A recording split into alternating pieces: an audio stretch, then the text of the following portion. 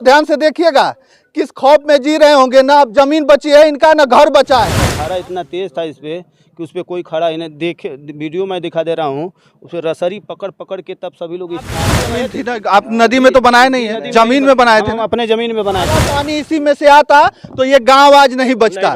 ये वही देवारा क्षेत्र और सगड़ी तहसील के अंतर्गत ये भदौरा मकरंद करके गांव है, जहां पर देख सकते हैं ऐसा मकान है। कितना खूबसूरत मकान दिख रहा है। ऐसा मकान बनाने में पूरी पूरी जिंदगी गुजर जाती है लोगों की, तब जाके कहीं ऐसा मकान बनता है और पल भर में एक बाढ़ आती है और इसे पूरी तरीके से देखिए ध्वस्त कर देती है। सोचिए कि आज भी ऐसे ऐसे मकान है जो गिर चुके हैं। ये देख लीजिए पूरी तरीके से धंस चुका है पानी में। इसमें कई लोग फंसे भी थे, किसी तरह से वो निकाले गए। हालांकि दो दिन हो गया, 2-3 दिन हो गया। सोच लीजिए, अगर आपको लगता है कि यहाँ पर बाढ़ नहीं आई है तो इन तस्वीरों को ध्यान से देखिएगा। ये घर गिरा है और ये जीता जागता सबूत है कि यहाँ पर बाढ़ आई थी और बहुत ही भयानक बाढ़ आई थी, जिसके वजह से ये घर गिरा है। आप सोच सकते हैं, इस घर के मालिक से हम बात करेंगे। सोच लीजिए उसको कितना तकलीफ होगी कि ये पूरा घर बनाने के लिए पूरा जीवन बीत गया होगा उनका, तब जाके ये घर बनाए होंगे। और आज पल भर में ये घर गिर गया। लेकिन आज यहाँ पर कोई नेता मंत्री विधायक आया कि नहीं, किसी ने आश्वासन दिया कि नहीं, किसी ने मुआवजे का ऐलान किया कि नहीं, इनके लिए मैं बात करना चाहूँगा। क्या नाम है आपका? हमारा नाम धर्मेंद्र यादव। आपका ही घर है ये? हाँ, हमारा मकान है। हमारे पिताजी हैं ये। अच्छा, आपने बनाया था? क्या करते हैं पिताजी? घर पर रहते हैं, खेती किसानी करते हैं। खेती किसानी करके ये बनाया है कि आपके कोई बेटे? जैसे इधर उधर से जो पैसा धीरे धीरे जुटा करके तो हम लोग बनवाए हैं। सोच लीजिए ये मकान देख लीजिए, मकान की स्थिति देख लीजिए। गिरा है मकान और ये है, ये दादाजी इन्हीं का घर है और इनके बेटे हैं। कितने बेटे हैं आपके? 5 बेटे हमारे। 5 बेटे हैं। देख लीजिए, ये घर बड़ा मेहनत से और बहुत लगन से बनाया होगा इस घर को, और ये घर आज पूरी तरीके से ध्वस्त है। अच्छा, ये गिर गया मकान आपका, कोई आया यहाँ पर? कोई शासन प्रशासन से लेके? प्रशासन कोई नहीं, तहसीलदार आए थे कल, और लोग आते हैं दूर दूर से चले जाते हैं। विधायक भी आए थे कल शाम को। विधायक जी बोले कि ऐसा है कि मैं बोला कुछ अपने निधि से कोई फंड हो तो मदद करिए सर। तो विधायक जी बोले कि हमारे निधि में निजी के लिए नहीं है, ये निजी काम है, आपदा में गिरा है, ये बाढ़ आपदा में गिरा है। यदि कुछ आपदा में नहीं आता हो विधायक की कोटे से तो न करें, और यदि आता हो तो करे। ये तो स्वाभाविक। अच्छा, निजी विधायक जी बोले कि निजी आपका मकान गिरा है तो हम आपकी मदद नहीं करेंगे। देख लीजिए, ये निजी आप मदद नहीं करेंगे विधायक जी, लेकिन इनका निजी वोट लेकर वो विधायक बन जाएंगे। लेकिन इनका निजी अगर कोई नुकसान होता है तो वो भरपाई नहीं करेंगे, क्योंकि यहाँ पर बाढ़ आई थी। भयानक बाढ़ के वजह से घर गिरा है। सोच लीजिए, पूरा जीवन बीत गया होगा इनका। दादाजी का देख लीजिए, इनके चेहरों को ध्यान से देखिएगा, किस खौफ में जी रहे होंगे। ना अब जमीन बची है इनका, ना घर बचा है। और सोच लीजिए, एक विधायक जी आते हैं और कहते हैं कि नहीं, आपको ये निजी मकान आपका गिरा है तो हम आपको मदद नहीं करेंगे। यही बोले थे ना? नहीं, बोले कि निजी नहीं कर सकता हूँ। तो मैं बोला अरे विधायक जी देखिए, थोड़ा कोई अपने फंड से, जैसे कोई पैसा यदि आता है उसमें तो उसके लिए कुछ करिए। तो विधायक जी बोले चलिए बेटा, मैं देख रहा हूँ, आपके लिए प्रयास करूँगा। ये बोले थे प्रयास करूँगा, ये बोले थे, बस इतना ही बोले, प्रयास करूँगा। अभी देखिए, आप तुरंत बदल जा रहे हैं, बोल रहे हैं कि नहीं, अभी बोल रहे हैं कि नहीं, आश्वासन दिए मदद करेंगे। अभी बोल रहे थे कि नहीं, आश्वासन ये बोले थे, मैं एसडीएम से कह के कुछ आपका मदद। तहसीलदार साहब आए थे तो क्या कहे थे? तहसीलदार साहब आए थे तो बोले थे कि घबराओ मत बेटे, तुम्हारी जो मदद होगी उचित मदद किया जाएगा, आपको कोई दिक्कत नहीं, आपको कहीं ज़मीन दिया जाएगा। ये पानी खत्म हुए कितना दिन हो गया? ये पानी का आज ही सुबह खत्म हुआ। आज सुबह पानी खत्म हुआ तो आज कोई आया था? आज कोई नहीं आया था। कोई नहीं आया? कोई नहीं आया था। तो क्या लगता है, आपकी मदद होगी? अब पता नहीं मदद होगी कि नहीं होगी, ये तो सरकार के ऊपर है ना, ये सरकार के ऊपर। अच्छा, कितना दिन हो गया जब ये गिर रहा था? उस समय आप लोग इसी में थे? कल परसों तो गिर रहा है, कल ही से गिर रहा है। कल सुबह से 4 बजे से गिर रहा है। 4 बजे। इसमें बता रहे थे कोई फंसा भी था? 3 लोग फंसे थे। तो हम लोग क्या नाम, बल्ली वाली मंगा, हमारी भाभी थी, बल्ली वाली। अच्छा, कौन था? इधर दिखाए, कौन था? हमारी एक भाभी थी, हमारी एक बहन थी, और एक क्या नाम है, छोटी वाली बहू थी। तो गिर गया, तो अब जब गिर गया तो पानी का फोर्स इधर से बहुत ज्यादा रहा होगा, कैसे निकाले थे उन लोगों को? निकालने वाले के रास्ता ही नहीं था इसमें, क्योंकि पानी का धारा इतना तेज़ था इस पे कि उस पर कोई खड़ा ही नहीं। देखे वीडियो मैं दिखा दे रहा हूँ, उस पर रसरी पकड़ पकड़ के तब सभी लोग इस पार आए थे, कोई आदमी लोग आए थे, तो औरत कैसे आएगी? तो इसके लिए हम लोग गए भूसौ रात में 10 बजे रात में गए, कहीं से बल्ली काट के लाए, बल्ली काट के लाए, फिर उसके बाद बल्ली लगा के फिर औरतों को निकाले। अच्छा, उसके बाद से जब यहाँ पे पानी भर गया, आप लोगों को पता चल गया कि अब हम लोग उनको निकाल नहीं सकते हैं, तो कहीं पे फ़ोन वगैरह किया था आप लोगों ने? उस समय पहले दरोगा का बंदे पे दरोगा बैठे थे, नायब दरोगा, उनसे बात किया। नायब दरोगा एसओ का नंबर दिए, एसओ क्या फ़ोन किया, एसओ एसडीएम का नंबर दिए, एसडीएम क्या फ़ोन किया, एसडीएम फ़ोन नंबर दिए डीएम का फ़ोन ही नहीं लगा। उसके बाद बोले कि बेटे जाओ अपने ही कुछ व्यवस्था करके निकाल दो। ये क्या नाम है, नायब दरोगा, इतने टाइम रात में कौन जाएगा?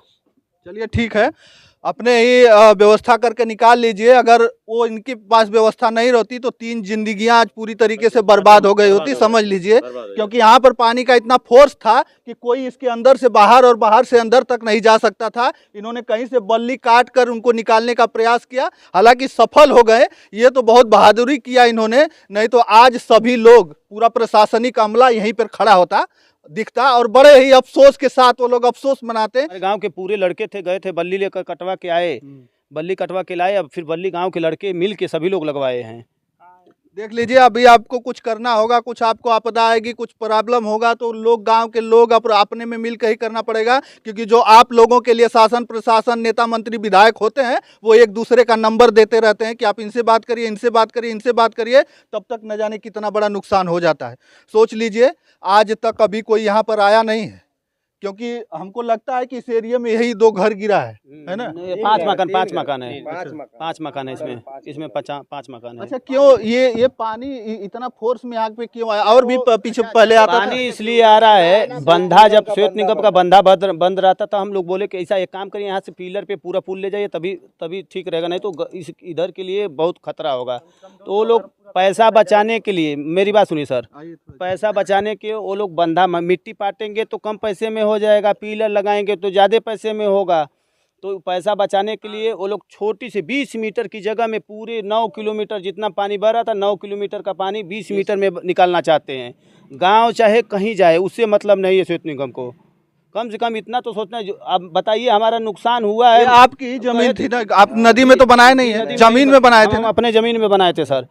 मैं कह रहा हूँ कि यदि वो लोग उस समय कह रहे थे कि तुम्हारा नुकसान होगा जो बेटे, मैं तुम्हारा भरपाई करूँ। आज श्वेत निगम कहाँ है? सरकार इसको पूछे कि श्वेत निगम क्यों बोली थी कि मैं यदि नुकसान होगा तो मैं भरपाई करूँगा। वो भी बोली थे कि लो हम भरपाई करूँगा। इधर आइए।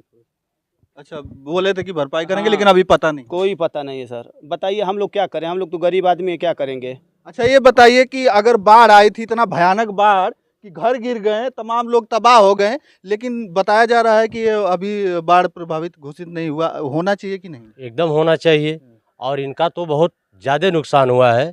ये मैं अपील करूँगा प्रशासन शासन से और नेताओं से कि आएँ और इनका ये देख करके उचित मुआवजा दें, और जो ये बंधा और पुल बन रहा है इसकी व्यवस्था करें, अन्यथा कम से कम 500 घर प्रभावित होगा और बहुत ज़्यादा नुकसान होगा। और इनका काफ़ी अभी नया मकान बना है, बड़े खून पसीना बहा करके इन्होंने मकान बनवाया है, बहुत तपस्या किए हैं।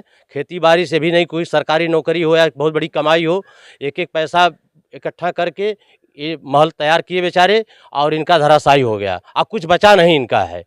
तो इसकी व्यवस्था की जाए, नेता व्यवस्था करे, शासन प्रशासन व्यवस्था करे, और इनका ये उपाय लगाया जाए कोई। देखिए, ये स्थिति है, ये घर गिर गया। आप सोच सकते हैं, पूरे जीवन की कमाई इन्होंने तो लगा दिया इस घर को बनाने में। देख लीजिए, नया घर है, बहुत एकदम आलीशान है। आप देख सकते हैं, इसके अंदर जा नहीं सकते, नहीं तो अंदर जाके भी हम दिखाते थे। इसके अंदर जाएंगे तो अभी भी गिर रहा है ये, और गिर के चला जाएगा तो हम भी इसी में चले जाएंगे। देखिए, ये सब घर हैं, ये सब सारे के सारे सब प्रभावित हैं।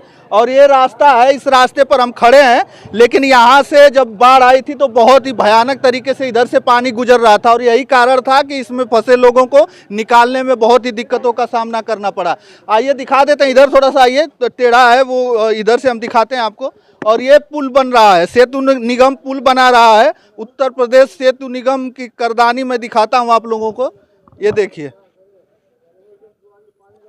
ये देखिएगा सेतु निगम का ये पुल बन रहा है और वो बना रहे हैं पुल, और एक छोटी सी पुलिया बनाने का यही कारण है।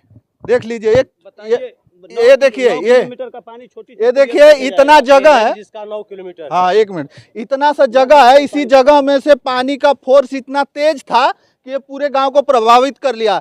हालांकि ये हाईवे बन रहा है और ये देखिए, देख लीजिए मिट्टी दिख रही होगी, ये पूरा आगे तक है, ये आगे तक है। गलीमत ये था कि ये बीच बीच में से कट गया और पानी उधर से क्रॉस हो गया, नहीं तो अगर सारा पानी इसी में से आता तो ये गांव आज नहीं बचता, ये स्थिति होती, यहाँ का मंजर स्थिति। लेकिन मैं ये जानना चाहता हूँ कि जब ये बना और जब उनको पता था कि नहीं पानी का फोर्स इधर से ज्यादा होगा, तो इन गाँव वालों को चेतावनी भी दिया गया होगा कि नहीं दिया गया होगा, पता नहीं, कुछ चेतावनी नहीं दिया गया। हम लोग बोले भी कि गांव कट जाएगा, तो बोले कि चलिए जब कटेगा तो हम लोग मुआवजा देंगे, हम उसका खर्च वहन करेंगे। बताइए अब कोई नहीं आ रहा है। यही स्थिति है कि अब बना देंगे और गिरा देंगे, इसके बाद मुआवजा देंगे, क्योंकि आपदा में तो अवसर की तलाश करना है और अधिकारीगण कैसे आपदा में अवसर का तलाश करते हैं वो तो सोचने वाली बात है, वो तो कोई छुपा नहीं है किसी से।